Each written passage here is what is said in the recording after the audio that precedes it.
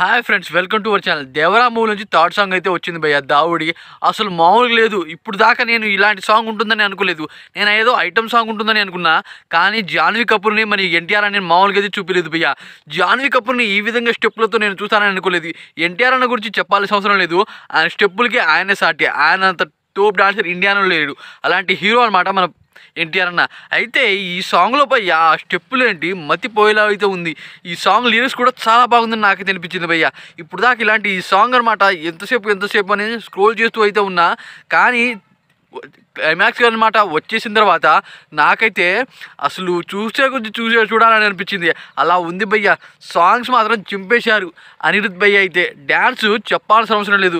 జాన్వీ కపూర్లో ఈ యాంగిల్ కూడా ఉందా అని నాకైతే అనిపించింది భయ్య. వామ్మో, ఇంకా ఈ మూవీని హైప్తోనే చంపేసేలా ఉన్నారు నాకైతే అనిపించింది. ఎంతసేపు అని వెయిట్ చేసిన కొద్దీ ఈ సాంగ్ చూడాలి అని ఇంకా అనిపించింది భయ్య. నాకైతే చాలా బాగా నచ్చింది భయ్య. ఈ సాంగ్ కోసం దాదాపు 3 అవర్స్ నుండి స్క్రోల్ చేస్తున్నాను. 4 AM తెలుసు, అయినా సరే తొందరగా వస్తారేమో, తొందరగా వదిలిస్తారేమో నాకైతే వెయిట్ చేస్తూ అనమాట పిచ్చెక్కిపోయింది. చివరికి అనమాట సాంగ్ వచ్చాక సాంగ్ కోసం వెయిట్ చేసిన కొద్దీ నాకు మంచిదే దొరికిందని నాకైతే అనిపించింది భయ్య. ఈ సాంగ్ అనమాట, ఈ విధమైన సాంగ్ ఇప్పుడు దాకా ఏ మూవీలోనూ కూడా రాలేదు. అలాగే స్టెప్పులు కూడా.